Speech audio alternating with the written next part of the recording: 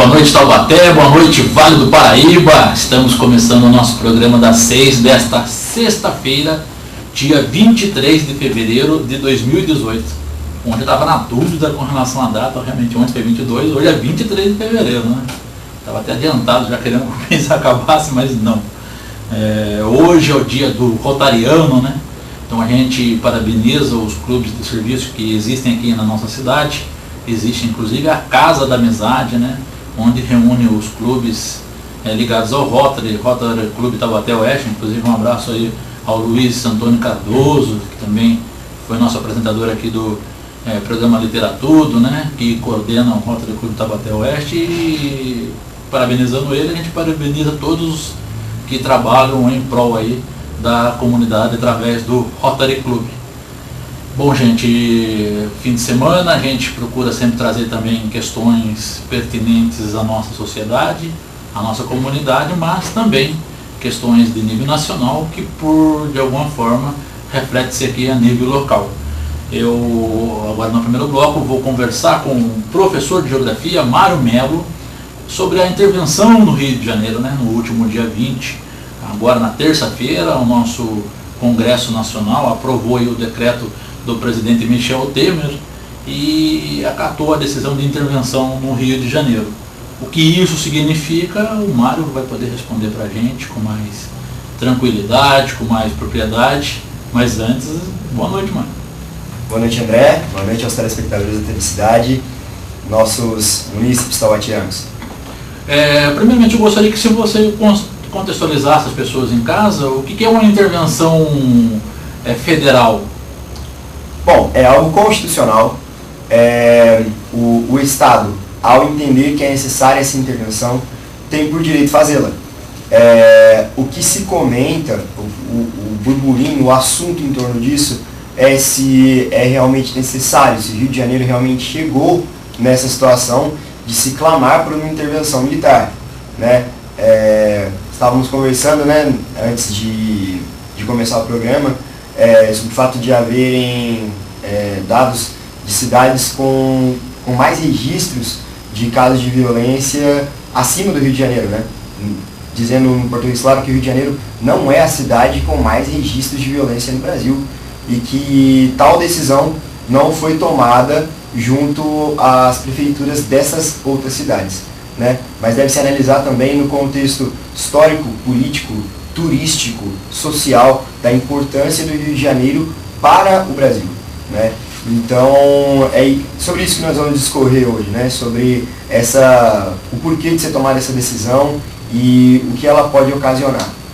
Bom, também quais são as diferenças entre essa intervenção federal e as outras atuações que o Exército já teve no próprio Rio de Janeiro, como foi o caso recente da Olimpíada de 2016, o caso da Copa do Mundo e eventos de grande porte como a Rio+20? Perfeitamente.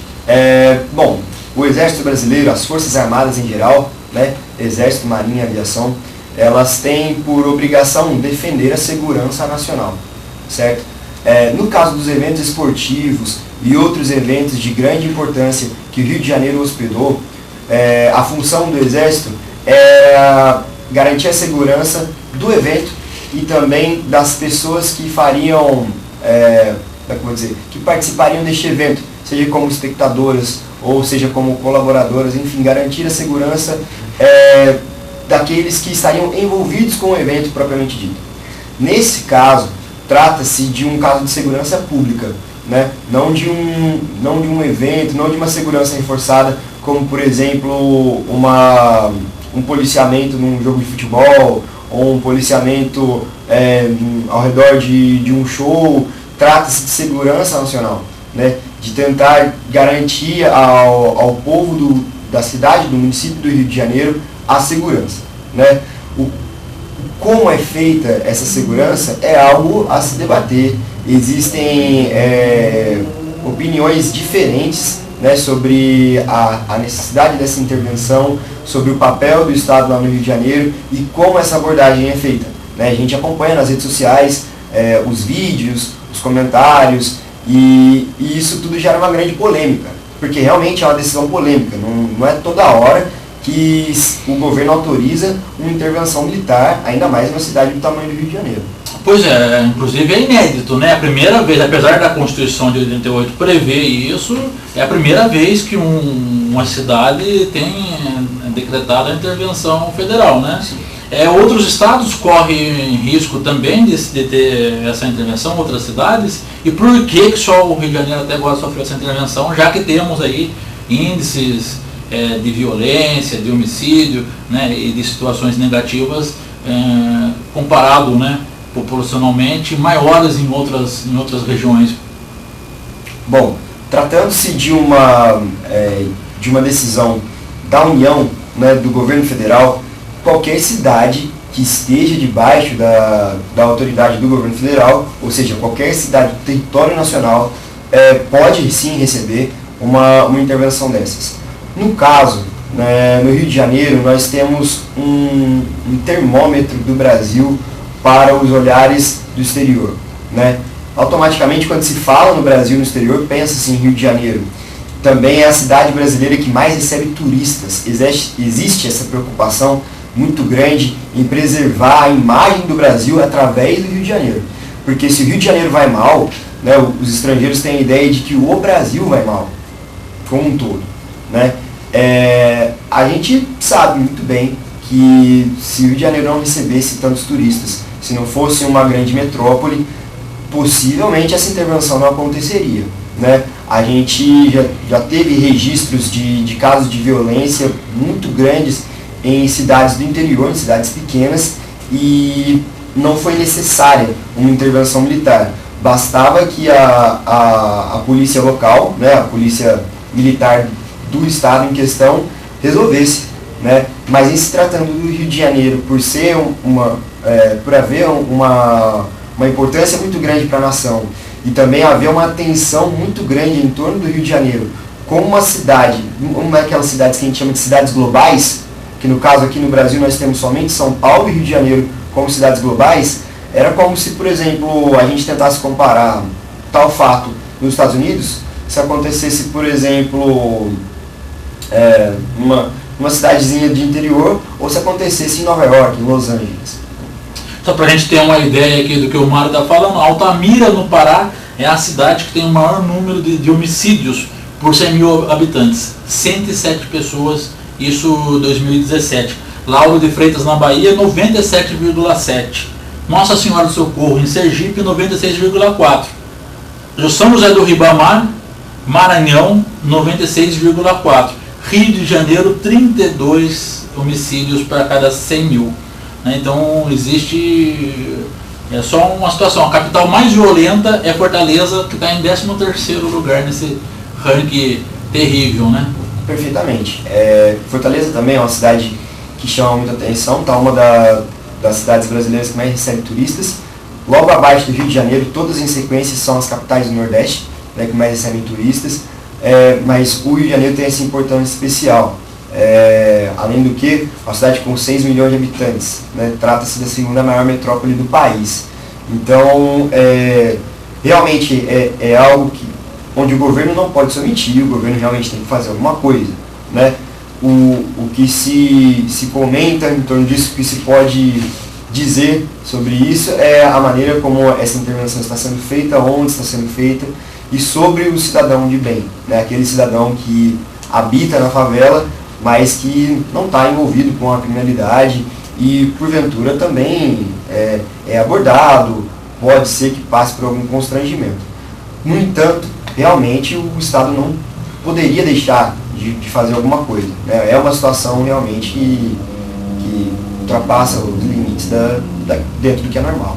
Bom, com a intervenção federal foi nomeado aí o comandante militar do leste, né, general do Exército Walter Braga Neto, e uma série de atribuições lhe foram passadas, né, para o Exército, Marinha, Aeronáutica e as Forças Armadas. Quais são essas atribuições, o que eles podem fazer? Eles têm poder de polícia, por exemplo? Bom, na verdade, as Forças Armadas têm um poder acima da Polícia Militar, né? Talvez alguma pessoa ligada ao Exército tivesse total conhecimento de quais são as atribuições às Forças Armadas no campo nacional, né? Em em ações dentro do próprio território. O que se sabe, dentro daquilo que é ético, né, é que vem circulando aí vídeos nas redes sociais, vem havendo reclamações dos moradores das comunidades sobre a abordagem. No entanto, é algo complicado também, porque dentro das comunidades os criminosos se misturam, né?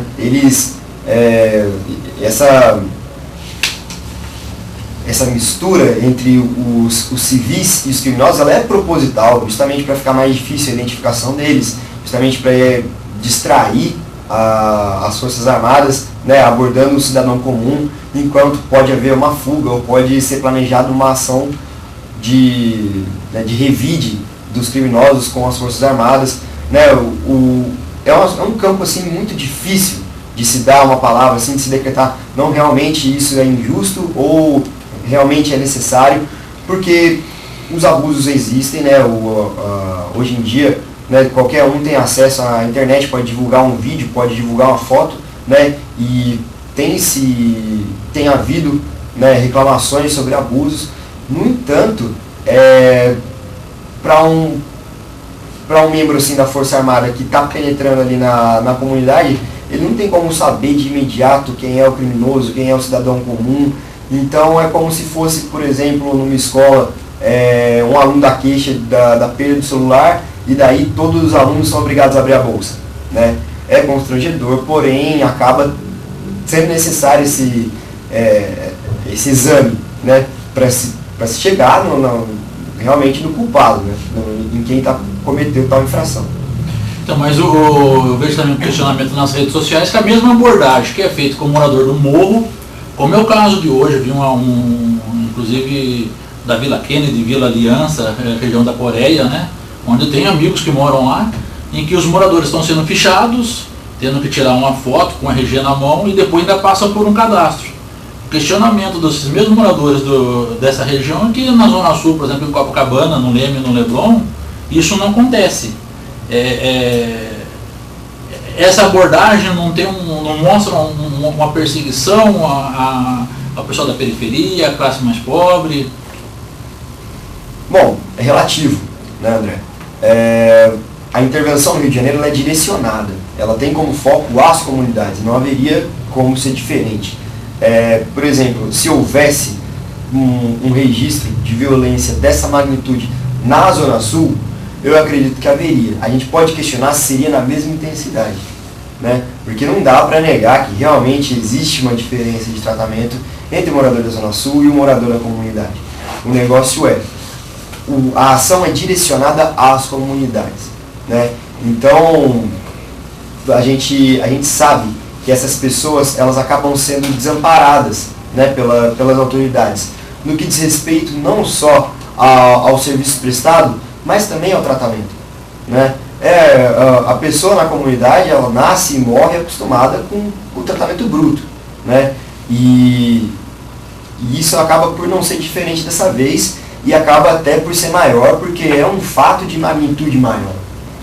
Você está fazendo esse destaque aí, lá atrás você fez outra fala com relação até os criminosos ocuparem as comunidades, os morros, né? O aspecto geográfico do Rio favoreceu isso, ou é o aspecto histórico mesmo que é mais relevante com a omissão, por exemplo, do poder público junto a essas comunidades historicamente, ou o processo que fez ali de estabilização do centro da cidade, empurrando as pessoas para o morro? Qual é a sua avaliação a respeito disso? Na verdade é um processo histórico sociocultural, né? A gente envolve aí um tripé de história, sociedade e cultura, né? Ao longo do tempo, a gente se referindo à história primeiro, ao longo do tempo as favelas foram crescendo e tomando uma proporção muito grande, né, no município do Rio de Janeiro, né? Antes, no Rio de Janeiro, eu estou falando bem antes da década de 50, por exemplo, não existiam favelas, né? A periferização da população acabou por fazer as pessoas se afastarem do centro, né, da parte próxima ao litoral, e se firmarem mais próximos ao pé da serra, né? A distância é muito pequena entre a descida da Serra das Araras, por exemplo, e o litoral do Rio de Janeiro. Então isso fez as pessoas ocuparem as encostas, e ali nas moradias mais humildes foram se formando as primeiras comunidades, que esse processo levou à formação de favelas, né? Depois, socialmente essas pessoas não receberam o amparo merecido, o amparo devido, né? E isso trouxe a marginalização àquele lugar, né? A marginalização ela acontece por si só quando o morador não tem como habitar no centro da cidade, que é um aluguel mais caro, que é uma propriedade mais cara, e já vai se fixar numa encosta de morro, um lugar que já não é o ideal para se habitar, mas que é aquele ao qual ele tem condições. Já começa a ser desamparado aí. Depois pelo cuidado, né? A falta até mesmo de policiamento naquele local fez com que virasse um território sem lei. Então, depois que a favela já se formou, a criminalidade já se instalou e tomou toda essa proporção, aí que você quer colocar policiamento. Então, foi um erro histórico das administrações do Rio de Janeiro até os dias de hoje, certo? E depois, cultural.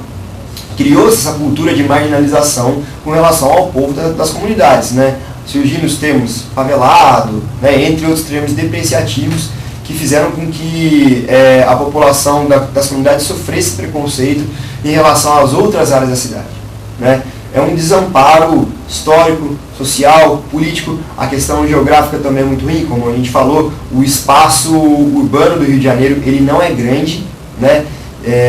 E acaba que nos subúrbios a população encontra abrigo, né? Se houvesse, por exemplo, espaço disponível para todas as pessoas, né? O Rio de Janeiro, em termos de território, é um município pequeno, onde habitam 6 milhões de pessoas. Esse é o problema, né? Em São Paulo, que já é um município de área muito maior, que tem aí 11 milhões de habitantes, existem esses problemas também de formação de periferia e de favela, que dirá no Rio de Janeiro, né? O aspecto geográfico realmente não favorece a cidade também.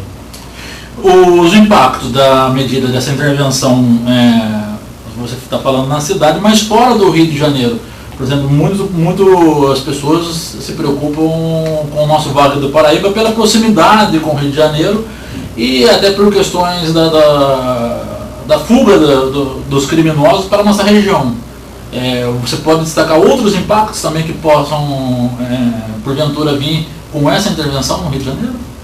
Bom, sobre a nossa região, o impacto ele não é assim tão grande em relação a essa fuga que você citou, porque, né, para chegar até nós, o indivíduo ele teria que atravessar a região metropolitana do Rio de Janeiro, o Vale do Paraíba Fluminense, até chegar a nós aqui no Vale do Paraíba Paulista, onde nós no município de Taubaté já estamos bem mais próximos da região metropolitana de São Paulo do que do Vale do Paraíba Fluminense. Então seria assim, uma rota muito longa. Existem outras rotas no interior do estado do Rio de Janeiro mesmo, que são as preferidas desses criminosos, né? Então para a gente seria um impacto menor. Porém, o impacto social e econômico é grande. O Rio de Janeiro é um município de referência. Inclusive, ali no município do Rio de Janeiro, você tem as sedes de algumas multinacionais, você tem vias que saem de lá e vão para todo o Brasil, certo? Isso poderia ter um impacto, por exemplo, se a violência toma essa proporção de haver fechamento dos mercados, de haver tombamento dos meios de transporte, de haver saques e essas coisas, tudo aquilo que deveria sair do Rio de Janeiro como mercadoria e ir para os outros lugares do Brasil, acaba por ficar lá e ser tomado pela criminalidade. Então isso pode nos afetar de certa forma, né? Por exemplo, um produto que é produzido numa fábrica do Rio de Janeiro, que acaba sendo atingida pela criminalidade, né? Isso vai de repente fazer com que o produto fique mais caro para tentar compensar um possível prejuízo que o dono da fábrica, que o dono do comércio pode ter. Eu li uma matéria também, um destaque da antropóloga Alba Zaluar, ela que é professora do Instituto de Estudos Sociais e Políticos da UERJ. Ela diz ter medo da decisão do governo federal, né, de intervir no Rio de Janeiro, e que a medida pode reforçar a expansão do PCC, que no caso é a facção que domina o estado de São Paulo, né? Que haveria o enfraquecimento do Comando Vermelho no Rio de Janeiro. Você também concorda com isso? Tem outros destaques a fazer?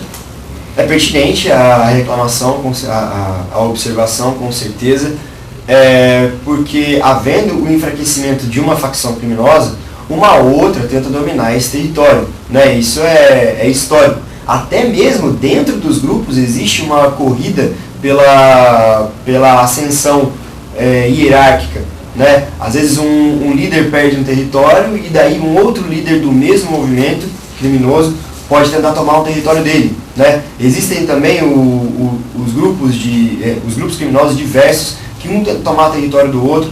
É possível? Sim, é possível. No entanto, sabe-se que até hoje a influência do Comando Vermelho no Rio de Janeiro ela é muito forte.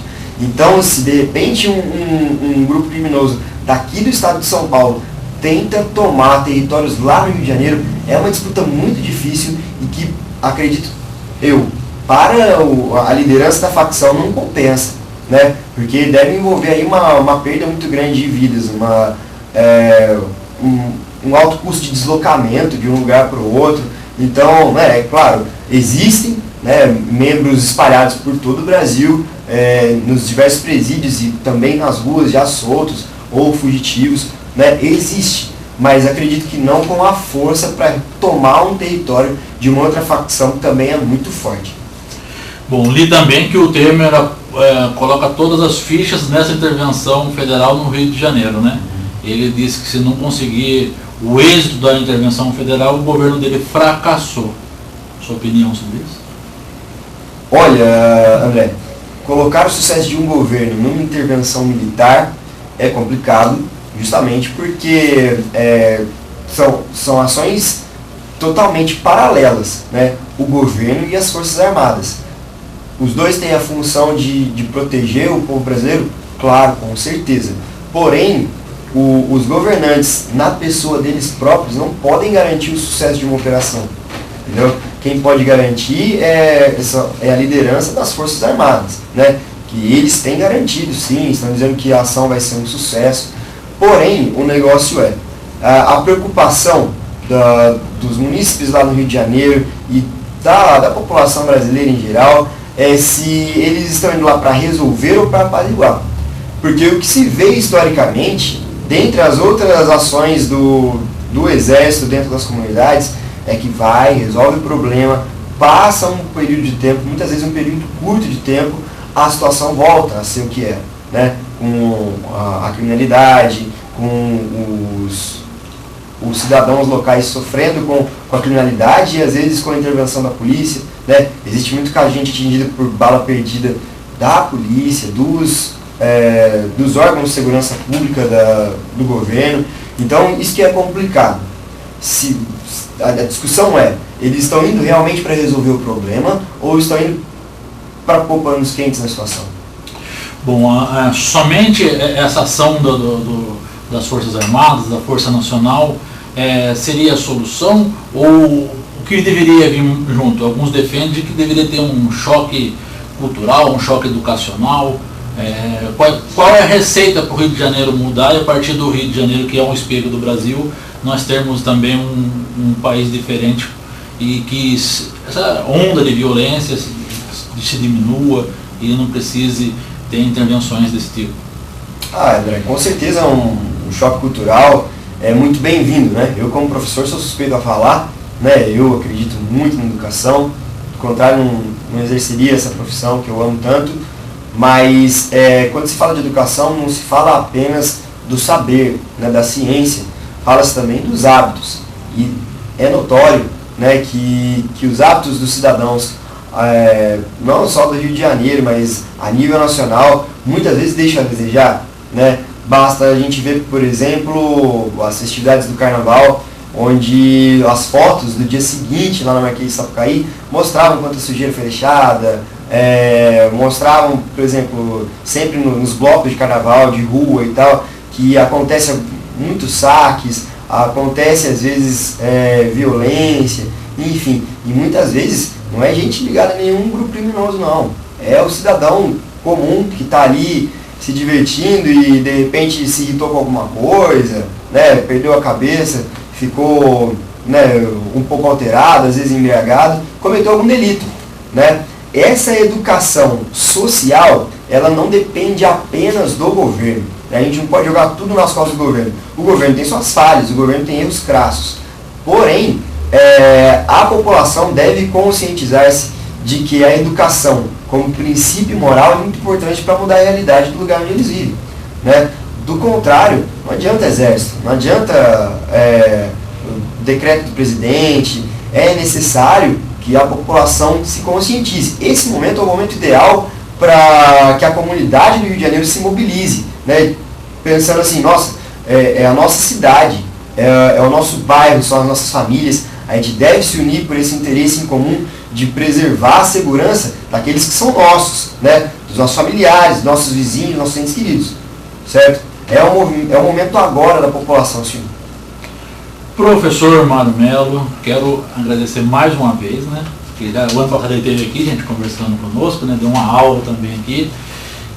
Inclusive hoje ele vinha conversar sobre outro tema, mas esse tema da intervenção federal surgiu assim, mais urgente, em cima mais urgente, e mudamos a pauta, e graças a Deus que conseguiu esclarecer para você em casa, especialmente um pouco, né, do que está acontecendo no Rio de Janeiro. Muito se fala, muita cortina de fumaça na situação, e acho que nesse debate a gente pode ficar um pouco mais informado.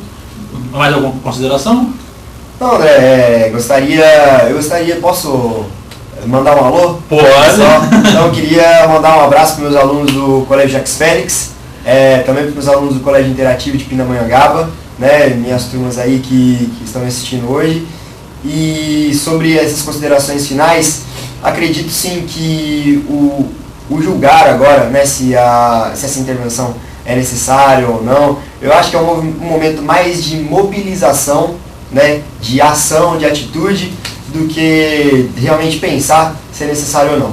É necessário um movimento comunitário, né, uma integração assim, de todo mundo abraçar a causa do Rio de Janeiro, não somente os munícipes do Rio de Janeiro, mas os brasileiros, porque é algo realmente que ameaça até mesmo a soberania do Estado, né? Se o Estado, na pessoa das suas Forças Armadas, não consegue conter um movimento criminoso, então é porque o negócio está feio mesmo.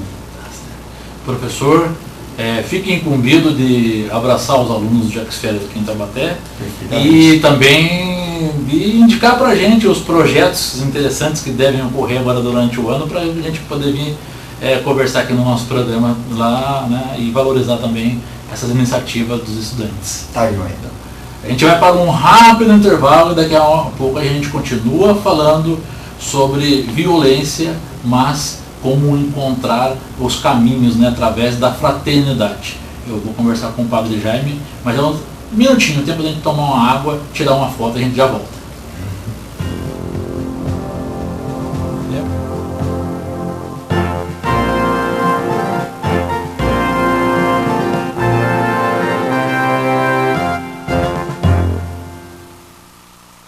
JB Eva Produções, filmagem e edição de casamentos, aniversários, batizados e eventos sociais.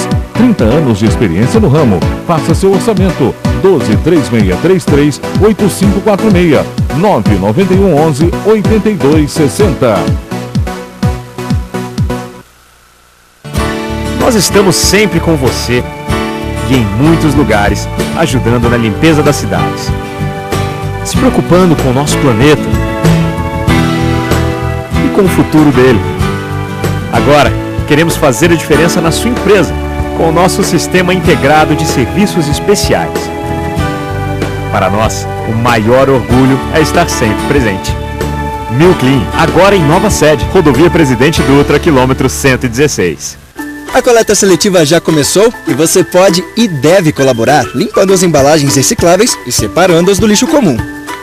Basta colocar o lixo reciclável em frente à sua casa, condomínio ou comércio no dia certo. Para saber quando a coleta seletiva passa pelo seu bairro, acesse o site ou ligue para 0800 541 1202. Coleta seletiva em Taubaté. Juntos, fazemos acontecer. Cidade de Taubaté. Orgulho de viver aqui. A democracia se faz com diálogo e se realiza com compromisso. Democracia também é feita com doação e se completa quando existe colaboração. Democracia se faz mesmo com participação de todos. Venha fazer parte dessa ação. Cadastre-se como mesário voluntário no site do TRE do seu estado. Vem pra urna. Eleições 2018. Justiça Eleitoral. Novidade pra você, Zé Bom Lanches, uma delícia de lanche, é bom demais. Trabalhamos com o verdadeiro catupiry e na compra de um lanche especial você ganha um refri 600 ou um suco. E não para por aí, leve 2 especiais e ganhe um refri de 1,5 litro. Inacreditáveis lanches de 40 centímetros. Fone 991411779 ou pelo WhatsApp 996388081.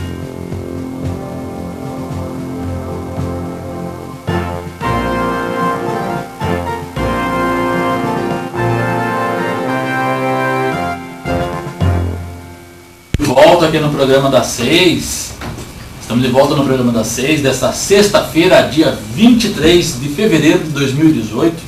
Como eu disse aqui antes da gente ir para o intervalo, agora eu recebo o padre Jaime Lemes, ele que é missionário de São José, é o vigário da paróquia Menino Jesus, do bairro da Independência, e é assessor de comunicação da Diocese de Taubaté. Ele aceitou o nosso convite para falarmos sobre a campanha da Fraternidade 2018, desenvolvida pela Igreja Católica, né? O lançamento foi agora dia 14 de fevereiro, e o tema é Fraternidade e Superação da Violência. Vós sois todos irmãos, né? Mateus 23,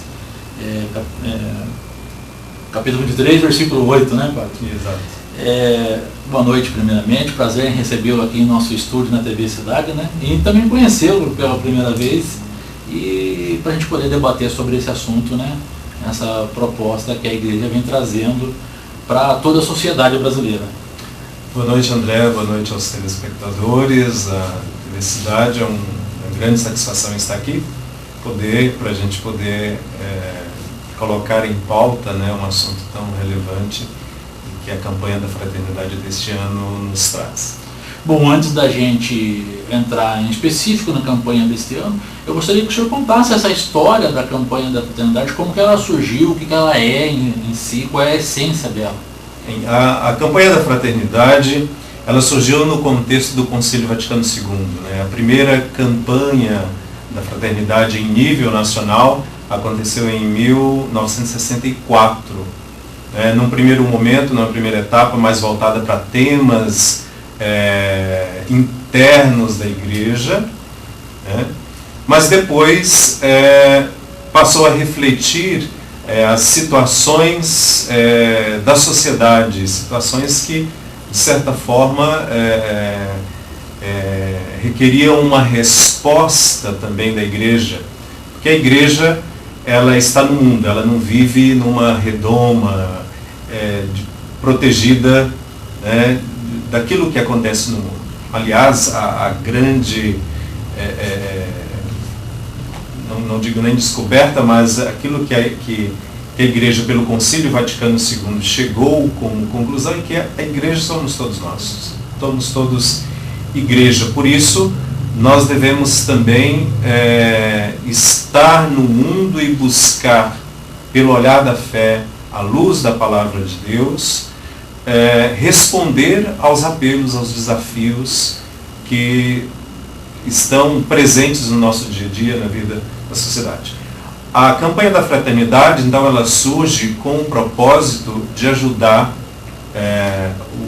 os cristãos, num primeiro momento os cristãos católicos, né, a olharem de forma mais ampla para esses problemas da realidade, da sociedade.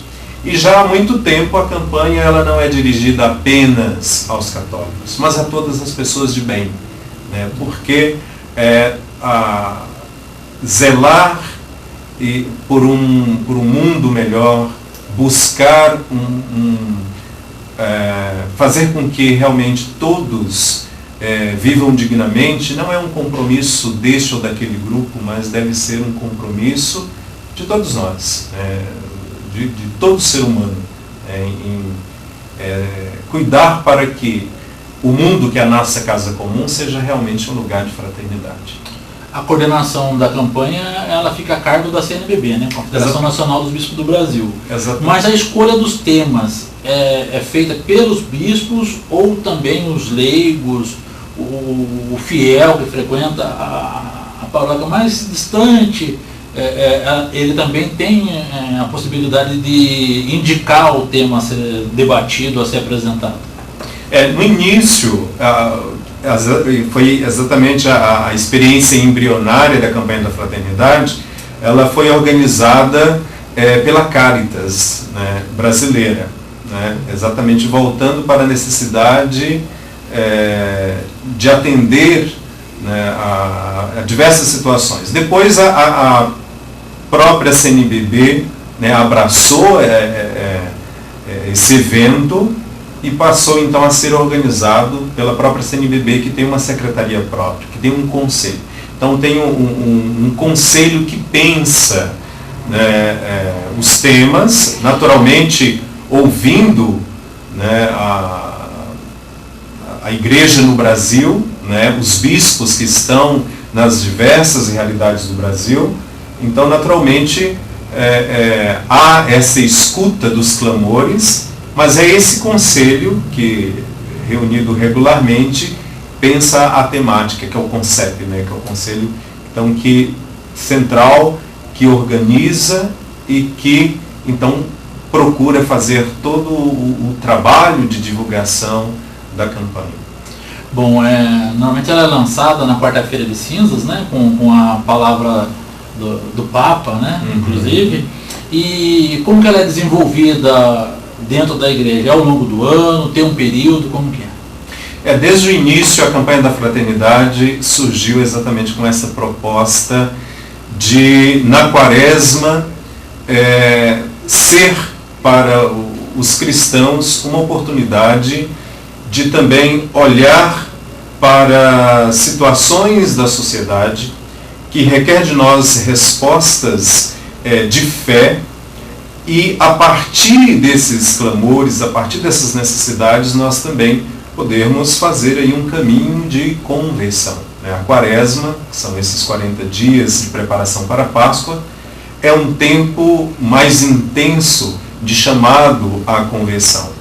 Não só a conversão pessoal, naturalmente que também, mas também a conversão em relação à atitude dos cristãos na sociedade. Então a gente pode falar também de uma conversão pastoral, de uma conversão social, né? E por que na quaresma? Porque somos, neste tempo de conversão, chamados a olhar para o outro, olhar para aquilo que Jesus nos apresentou como caminho, como proposta, e como na sociedade, como no mundo, nós podemos viver, né, esses ensinamentos de Jesus, como o respeito ao próximo, o cuidado com o meio ambiente, né, a prática da justiça, né, o amor nas suas diversas expressões. Então é o tempo mais oportuno. É o tempo de campanha, mas a realização da campanha ela não se restringe à quaresma, né? Ela pode ser desenvolvida durante todo o ano, né?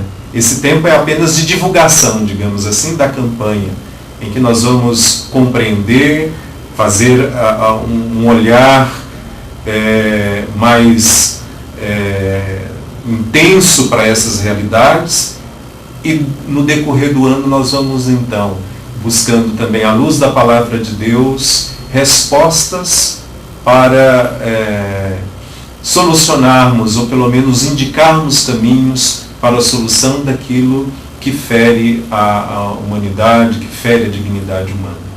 Padre, quando a Igreja Católica escolhe um tema, escolhe um lema, ela revela um posicionamento político? Naturalmente, porque o que é a política, né? A política, olhando naturalmente no seu sentido mais genuíno, né? Não se trata de uma política naturalmente partidária, embora, né, a posição da Igreja seja sempre de buscar, à luz do Evangelho de Jesus Cristo, estar do lado dos mais necessitados. Por isso a Igreja ela faz a opção preferencial pelos pobres, né?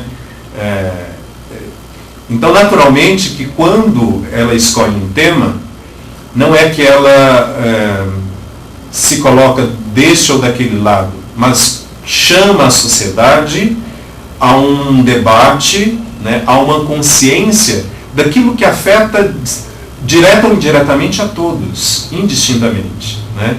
Porque quando, por exemplo, se fala da violência, a violência não afeta apenas os mais pobres, embora naturalmente sejam os mais prejudicados, mas afeta a sociedade como um todo. Quando nos conclama a refletir sobre o meio ambiente, ora, o meio ambiente é uma responsabilidade de todos, não deste ou daquele partido, deste ou daquele grupo, mas de todos. Mas a posição política, naturalmente, porque a política é exatamente zelar pelo bem comum, né, por construir uma sociedade justa e fraterna. Nesse sentido, sim.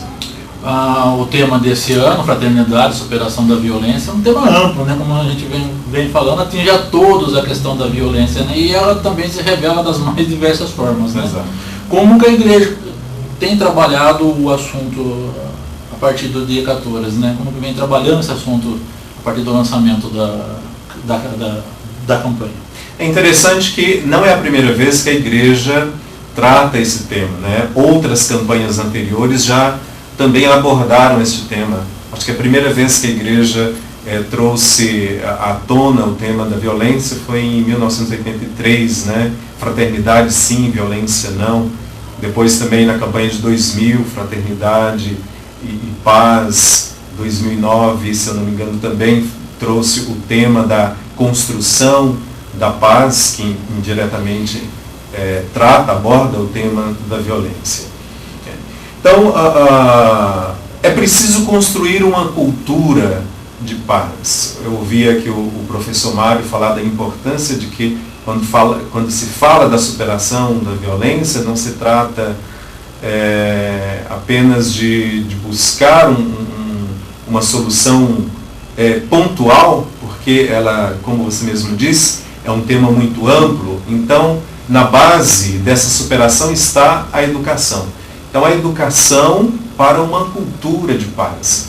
E a educação aqui não apenas como a educação institucional que nós recebemos na escola, mas o esforço conjunto das várias instituições, das várias representações da sociedade para buscar caminhos de superação. E no princípio disso tudo, naturalmente, é criar uma cultura da paz, onde nós nos reconhecemos como criaturas, né, feitas à imagem e semelhança de Deus. Portanto, se somos filhos de um mesmo Pai, somos todos irmãos. E reconhecer o outro como irmão é respeitar o outro na sua dignidade. Saber que eu não sou mais e nem menos do que o outro. Mas nós podemos viver harmoniosamente, nos respeitar, nos amar como seres humanos. Então esse o caminho que a igreja nos ensina, né? O Papa Francisco também, na sua mensagem, mas mesmo fora desse tema da campanha da fraternidade, em várias falas, ele nos propõe exatamente o caminho do respeito, o caminho que reconhece a dignidade do outro, né? Porque a violência ela pode se manifestar de diversas formas. Não se trata apenas do crime, né, propriamente, né? Mas existem várias faces e muitas vezes essas formas de violência estão tão presentes entre nós que nós até nos acomodamos e passamos a achar que é normal, denegrir, né, a pessoa do próximo, achar que a mulher ela realmente é menor, né, na sua dignidade do que o homem, por isso merece ganhar menos, ter funções distintas na sociedade que não estão no mesmo patamar da posição do homem. Achamos comum a discriminação com o negro, com os índios, e vamos nos acomodando a isso. Então é preciso, sim, sempre nos recordar de que o caminho passa pela superação de tudo isso, né? É uma outra situação que assola o nosso país, até a gente vinha discutindo também com o professor Mário antes, né? E que levou o Rio de Janeiro também, um dos fatores que levou o Rio de Janeiro a chegar à situação é a corrupção. A corrupção também é uma forma de violência, Pablo? Com certeza. E é a chamada violência estrutural, né? Quando os organismos da sociedade tomam atitudes ou passam a ter hábitos que vão contra aquilo que é a própria vocação daquela instituição, daquele organismo. O que o governo e os seus diversos organismos devem ter como propósito, como princípio? Exatamente criar uma sociedade onde as pessoas sejam respeitadas e a Constituição cidadã já prevê isso, então cuidar para que aquilo que já está ali na lei seja cumprido. Então garantir o mínimo, né, de dignidade, como está lá, por exemplo, no artigo 6º da Constituição, que todos têm direitos, né, os direitos sociais, fala sobre os direitos sociais, a moradia, a educação, a saúde, a cultura, ao lazer, tudo isso. À medida que essas coisas elas são esquecidas por esses organismos da sociedade, então isso passa realmente a criar uma estrutura que não ajuda a construir uma sociedade melhor. E a corrupção, infelizmente, é o desvirtuamento desses propósitos, né? Quando se usa do poder público, quando se usa de instrumentos que deveriam servir à sociedade para diminuir ou minimizar aquilo que é direito dela. Padre, nós também vivemos numa sociedade, né, na nossa comunidade, a gente observa isso também. De um lado a gente vê o crescimento do discurso de ódio. Sim. Do outro lado a gente vê também as pessoas se calando, né, o individualismo. Como a gente promover a fraternidade, se a gente tem que chamar a atenção do outro para a gente e olhar para o outro também, tendo essas duas pontas que parece que desviam os olhares. Uhum. Então a superação da violência, ela passa pela consciência da alteridade, ou seja, a preocupação com o outro, onde eu não sou o centro, né? E nós vivemos guiados por uma cultura do consumismo, né? Talvez o grande mal do capitalismo foi exatamente nos levar a essa realidade em que em que nós não nos vemos como parceiros, mas como concorrentes, né? Então, e essa concorrência não é só no campo do trabalho, no campo econômico, mas muitas vezes dentro da própria comunidade, né? da própria igreja, infelizmente, essas situações acontecem. Quando eu não consigo pensar no outro como alguém que tem os seus direitos, que tem a sua dignidade e que pode viver pacificamente, né, comigo, então eu vejo o outro como não como irmão, mas como um rival, como um inimigo.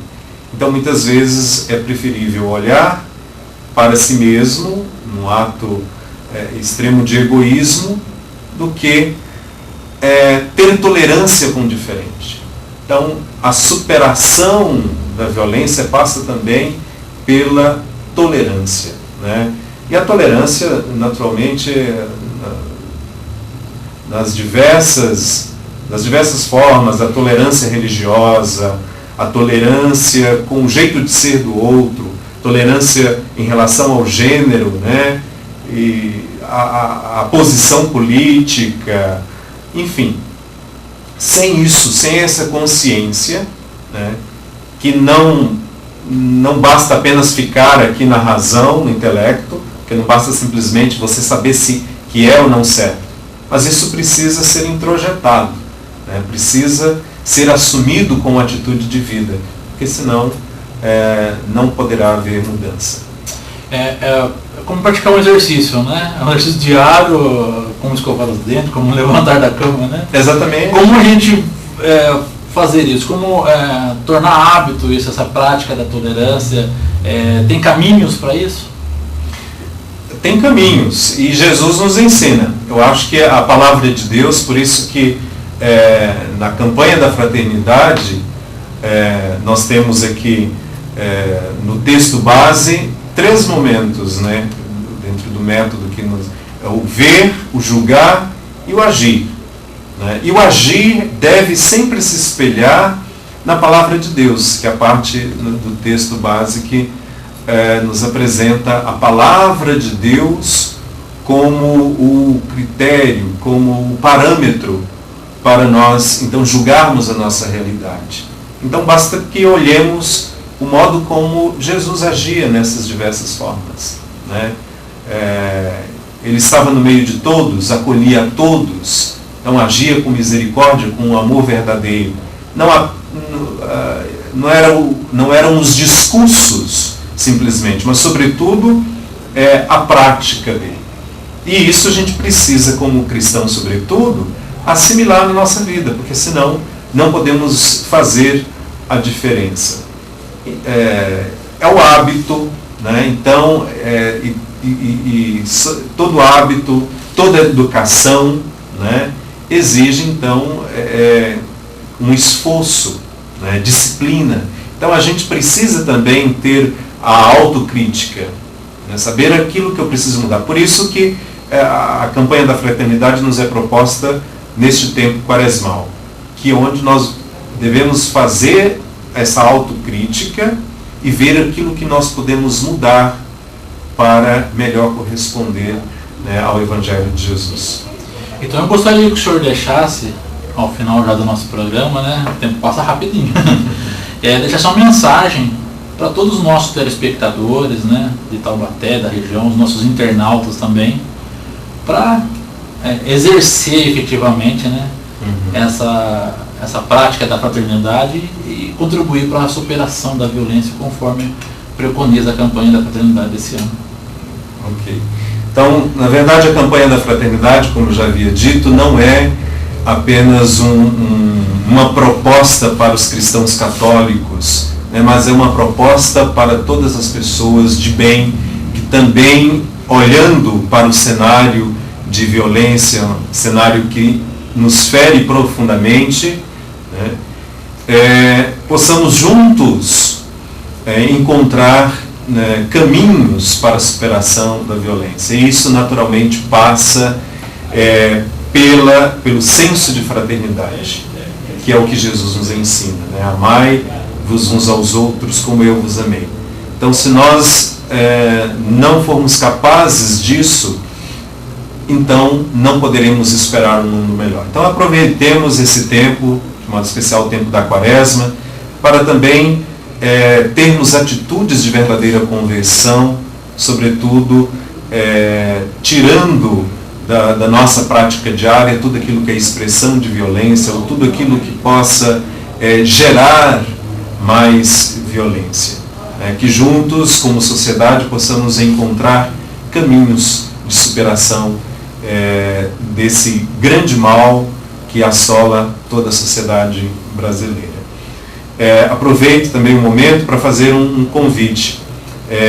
Na terça-feira, dia 27, nós teremos na Câmara Municipal, né, uma sessão solene da campanha da fraternidade, em que todos são convidados a estar lá para esse debate mesmo, né, para, como sociedade taubateana, sobretudo, refletir sobre esse tema tão relevante para nós e buscarmos conjuntamente, né, interdisciplinariamente, né, os meios, os caminhos de superação né? E a gente não pode pensar na superação da violência como algo que vem de cima, né? Como uma lei que vá resolver isso, ou como grandes políticos que vão resolver isso. Mas a gente pode começar isso em casa, vista que, por exemplo, que o grande número de agressões de mulheres acontecem dentro do lar, né?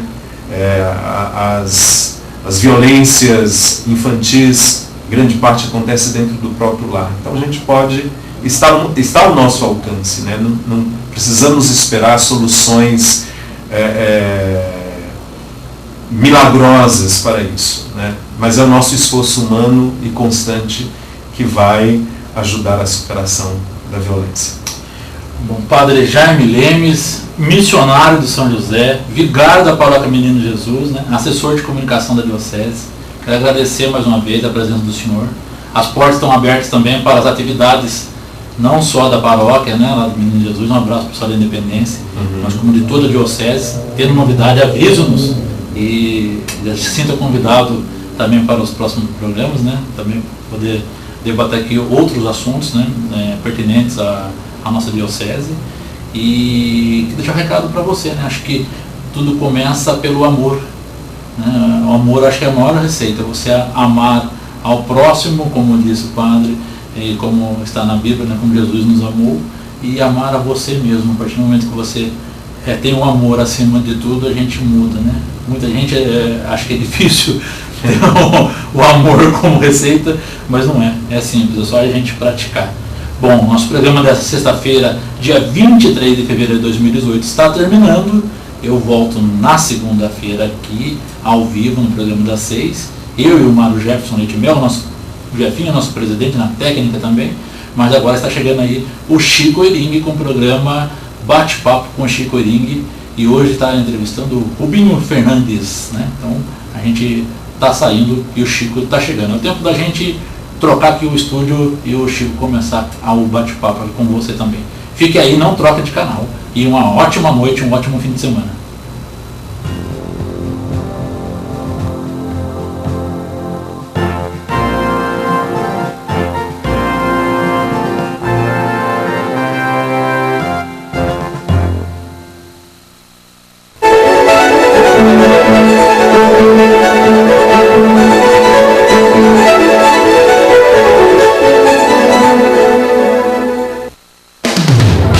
Programa Transparência. Oferecimento Supermercado Itambé, sempre o menor preço. Supermercado Itambé, mais do que conhecido, é o supermercado mais indicado da cidade. E a fórmula é simples: vende mais barato e tem tudo o que você precisa em suas compras.